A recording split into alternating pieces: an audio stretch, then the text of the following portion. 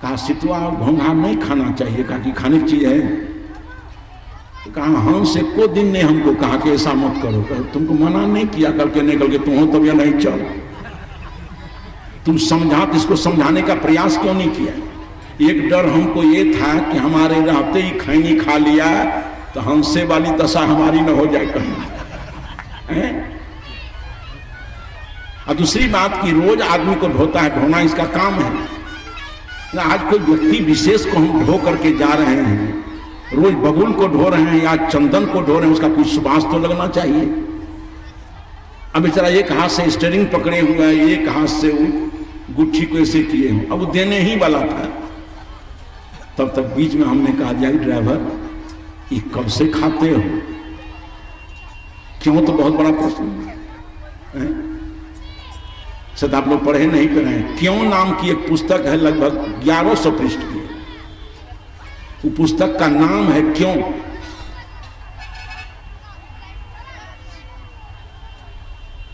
ईमान दर्शन का जो जनक माना जाता है मिस्टर थेल्स, उसने कहा कि व्हाट इज दिस, यहीं से फिलॉसफी जन्म लेती है। जहां संदेह नहीं होगा वहां दर्शन जन्म लेंगे। क्यों बहुत बड़ी बात। हमने कहा कि कब से खा रहे हैं, चौंक गया। आज इसके पहले जो लोग उसके पास बगल में बैठता था ना, जब वो हिसाब तैयार करे तो ये हो बेलज हाथ बढ़ा दे, 1 घंटा हम रोज आदि वो उसमें शागिर्द हो। हमने कहा कि कब से सेवन कर रहे हो, बीच में प्रश्न लगा उसको। कहा साहब जब से इस लाइन में आए हैं तब से। हमने कहा फायदा कितना हुआ, तब तो और आश्चर्य पड़ गया। कहा फायदा तो कुछ नहीं। हम कि ड्राइव करते हो फायदा के लिए कि हानि के लिए, कोई खेती करता है लाभ के लिए कि हानि के लिए। हमारे तमाम बच्चे लोग पढ़ते लिखते हैं लाभ के लिए कि हानि के लिए। सबके दिमाग में लाभ का भाव है कि हम IAS IPS बन जाएंगे, बढ़िया जॉब में चले जाएंगे, पैसे कमाएंगे, आराम से खाएंगे। कोई काम आदमी करता है लाभ के लिए। हमने उससे पूछा कि इससे लाभ है कि हानि। उसने कहा कि साहब नहीं है तो हानि। हम कि समझदार हो कि ना समझ।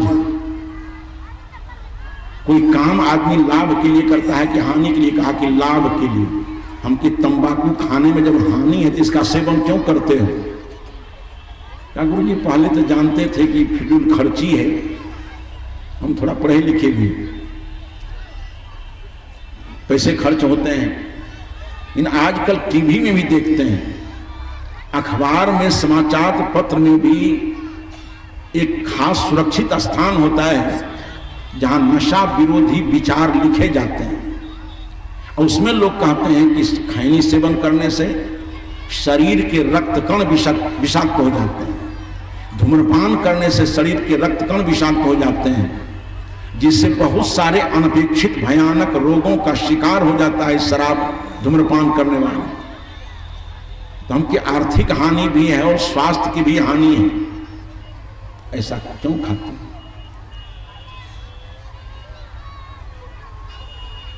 बहुत प्रेम से मेरी तरफ देखने लगा। हम कि देख उधर तो हम लोग खतरा में डाल दे बैठी।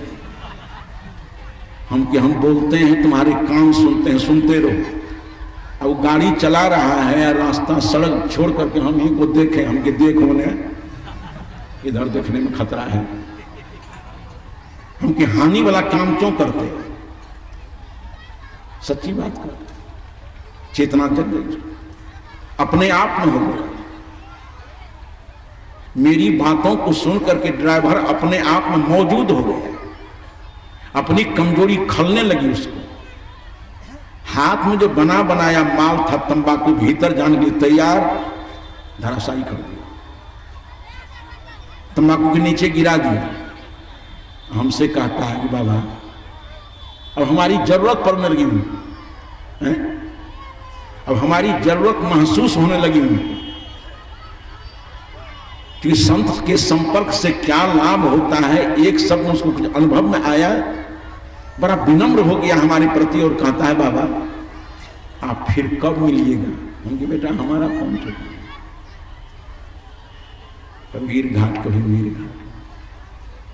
हम कम मिलेंगे कोई निश्चय नहीं, आज मिले हैं आप लाभ ले लो। अब देखिए उसकी चेतना जग गई। अब क्या कहता है वो कि बाबा इसको तो छोड़ दिए, कान स्पर्श करते हैं, कभी नहीं।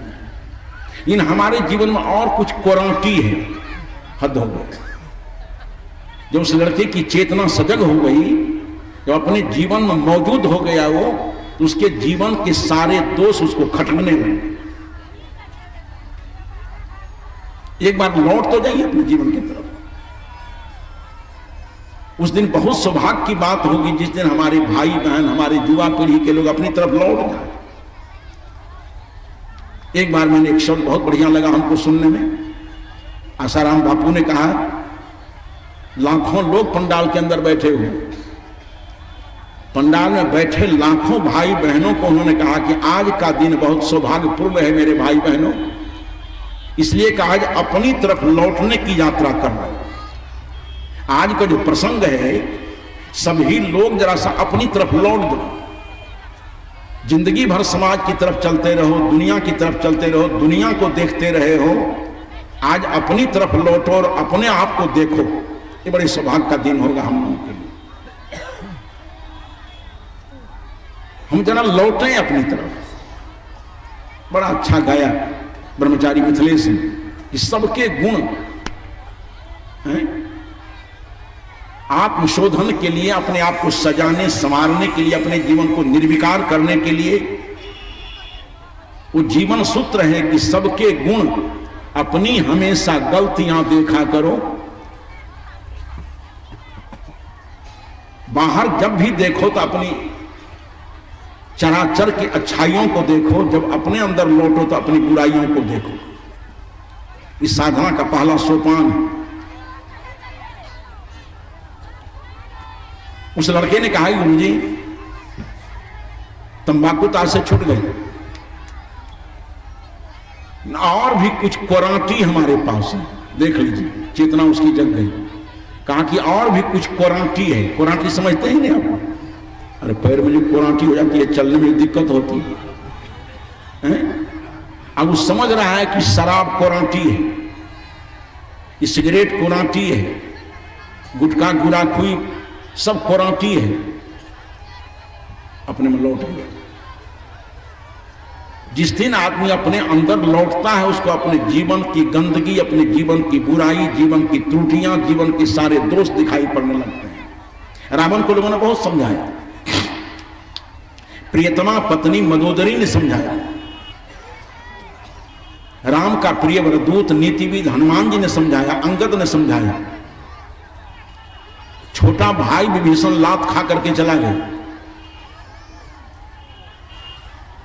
कुछ लोगों को मन में हो गया कि पत्थर पर तीर चलाना बेकार है, कोयला होए न उजरो 100 मन साबुन लाए।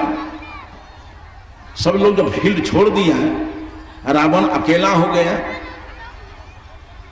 अपने अंदर उतरने का मौका मिले। जब बाहर कुछ नहीं देखता है तो नीचे उतरता है। रावण नीचे उतर गया, अपने में लौटा। रावण ने कहा कि पत्नी पति का अहित कब चाहेगी? हनुमान साधारण ने, उच्च कोटि का विद्वान, आबाल ब्रह्मचारी, शाकाहारी, राम का प्रिय वरदूत। हनुमान जी तो अद्भुत व्यक्तित्व के लोग हैं।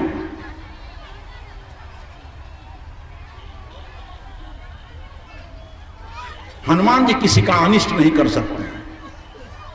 जरूर उनके उपदेश में, उनके कथन में हमारे हित का भाव निहित होगा। आखिर हनुमान जी की बातों का असर क्यों नहीं हुआ? प्रियतमा पत्नी मंदोदरी ने समझाया, उनकी बातों का असर क्यों नहीं हुआ? अंगद की बातों का, प्यारा दुलारा भाई विभीषण, इस सारे लोगों की बातों का असर हमारे पर क्यों नहीं हुआ? अपने अंदर उतर करके थोड़ा सा झांकता है, रावण को अपनी गलती समझ में आ गई कि तामस तन के छु साधन नाही, प्रीति न पद सरोज मन माही। रावण ने कहा कि तामस तम, हमारे जीवन में सतोगुण की चर्चा कर दो, रजोगुण का अंश नहीं है, केवल तम प्रधान हमारा जीवन है। तीन गुण है, सतोगुण, रजोगुण, तमोगुण।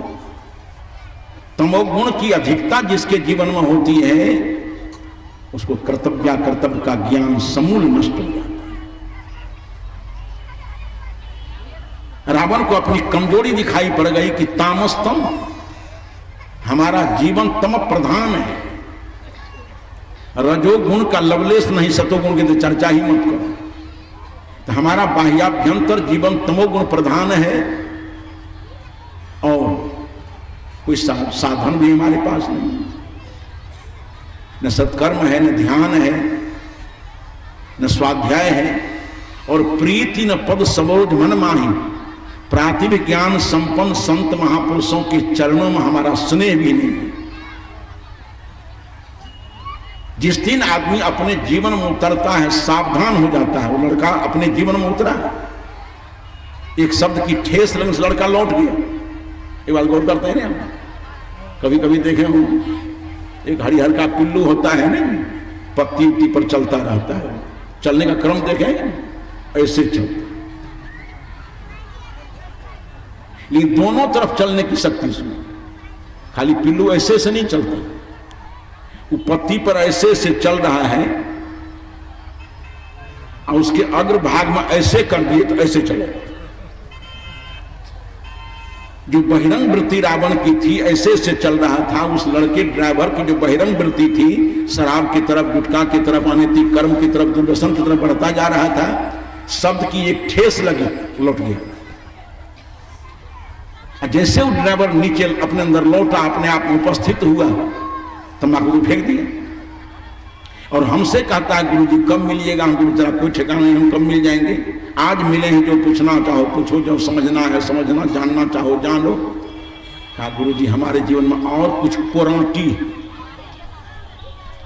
चलने में हिचकता है आदमी। जितने लोग शराब पीते हैं, बीड़ी पीते हैं, गुटखा गुरा, कोरांटी समझिए उसको। उसने कहा गुरु, भाषा उसकी देखिए कि गुरु जी और हमारे जीवन में कुछ कोरांटी है। हमने कहा क्या है बेटा? हम शराब भी पीते हैं, सिगरेट भी पीते हैं, जर्दा देखिए, मुंह की दशा बिगड़ गई है। देखते हैं दर्पण में तो अपने मुंह को देख करके अपनी घृणा होती है कि शाम सुबह में हम ब्रश करते हैं, दातुन करते हैं, और फिर आदत का गुलाम होकर के फिर जर्दा पान खाते खाते शाम तक में तो मुंह की दशा बिगाड़ करके रखते हैं कि मालूम पड़ता है कि मुंह में अलकतरा लगा दिया है। ये सब कोरांटी हम कि तुम्हारी ही समझ में जब ये जर्दा पान कोरांटी है, ये शराब कोरांटी है, गुटखा गुराखू कोरांटी है, मांग संडा कोरांटी है, तो उसको छोड़ का ही नहीं दिखा। अब ये छोड़ दिया, इसी समय छोड़ दिया इसको। तो जब तक गैर ध्यान था, अपने आप से गैर मौजूद था, सारे धंधे चल रहे, अपने में गैर मौजूद था रत्नाकर, तभी हत्या कर रहा था, चोरी कर रहा था, बलात्कार कर रहा था, न मानो क्या क्या अवैध कर्म कर रहा था। ध्यान में ला दिए हमारे ऋषि ने, कुछ किया नहीं, सप्तऋषि ने कुछ किया नहीं, केवल ध्यान में ला दिया रत्नाकर को। जंगल के चौराहे पर खड़े होकर के वो हत्या करता था, लूटता था, काटता था लोग। जब सप्तऋषि वहां पहुंचते हैं तो दूर से ही रत्नाकर ने देखा, कहा कि बहुत मालदार मालूम पड़ता है, इतने सफेद कपड़े हैं, चेहरे में इतनी चमक है, तप में तो चमक होती है, तप तो तेज का विस्तार करता है, बिना तप तेज की होई विस्तारा, गोस्वामी तुलसी ने कहा, तप से तेज का विस्तार होता है। तो तपस्वी संतों के चेहरे को देखा रत्नाकर, कहा बहुत मालदार आदमी है, इसको अगर हम लूट लेंगे तो हमारा ही धंधा छूट जाएगा। बहुत बढ़िया सोचा उसने, कहा इतना मालदार ये लोग हैं कि इनको लूटेंगे तो धंधा छूट जाएगा। हम सप्तऋषि आ गए, खड़े हुए, कहा कुछ है आप लोगों के पास? कहा मुर्दा के पास कुछ नहीं होता है, जितना आदमी जिंदा है, जिसने अर्थ के लिए काम किया है तो अर्थ उसके पास है, विद्या के लिए श्रम किया है तो विद्या और ज्ञान उसके पास है, जिसने बलार्जन किया है बल उसके पास है। तो हम भी रात दिन संग स्वाध्याय ध्यान साधना करके अपने अंदर ज्ञान पैदा किए हैं, तेज कुछ है हमारे पास का जो रखा है। तो कहा पात्र निकालो। ऋषियों ने कहा कि पात्र निकालो, देते हैं। कहा धरती पर रख दो ना। अभी क्या मांग रहा है, संत क्या देना चाहते हैं, दोनों में ताले मिलने बैठ रहा है। उसने कहा जो है तुम्हारे पास रख दो। संत ने कहा पात्र निकालो। कहा बस जो है धरती पर रखो, देर मत करो, और दूसरा दल आता होगा, सबसे निपटना है हमको। बस देखिए, ध्यान में ला दिया ऋषियों ने। कहा कि ऐसा क्यों करते हो। दे दिया, एक रत्न उसके अंदर दे दिया। सप्तऋषियों ने कहा कि ऐसा क्यों करते हो।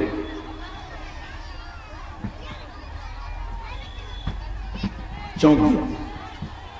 कहा बाल बच्चे के भरण पोषण के लिए। कहा दिल्ली पंजाब नहीं है। देखो हमारे देश के लाडले सब दिल्ली पंजाब जाते हैं, दोनों हाथ में घड़ी बांधता है। अपनी कमाई पर बेचारा, रेडियो तो घर में सब कुछ सुनता है। पंजाबिया जो आता है ना, तो रेडियो भारत भारती लगा करके मेड़ पर रख देगा, तब पैखाना उतरता है। पैखानों नहीं उतरते उतरा, रेडियो बजते रहे तब पैखाना उतरता है। तो दिल्ली पंजाब कमाओ, कोयले की खान में कमाओ, ईमानदारी से धनार्जन करो, वही तो कर्म। नारकीय कर्म क्यों करते हैं, या भरण का काम क्यों करते हैं। ईमानदारी की रोटी खाओ, उस रोटी में एक शक्ति होगी, एक अमन चैन का भाव होगा। कहा बाल बच्चे के भरण पोषण और कोई काम नहीं कर सकते हो तुम। इतना पूछा तुमने कि जिसको तुम इस ढंग से कर्म करके खिला पिला रहे हो, तो हर एक कर्म का परिणाम सामने आता है। गौर कीजिए आप लोग, हमारे ऋषि ने कहा है कि अवश्य में वो भुक्तव्यम कृतम कर्म शुभाशुभम। जो शुभ अशुभ कर्म हम लोग करते हैं उसका परिणाम भोगना पड़ेगा। एक बात सुनिए कि जो 50 लाख लोग जाते हैं, आप लोग सावन महीना में जो मिर्गी उठती है सबको, लेता है बहंगा कन्हा पर, हाफ पेंट गंजी लाल लाल, और गांजा वाला पैकेट छाती पर, अब बोलो बम। कहां जा रहे हो। 50-50 लाख। बाबा बैजू को पानी चढ़ाएंगे तो इसका कुछ फल मिलेगा। फल है ना, कुछ लाभ चाहते हो।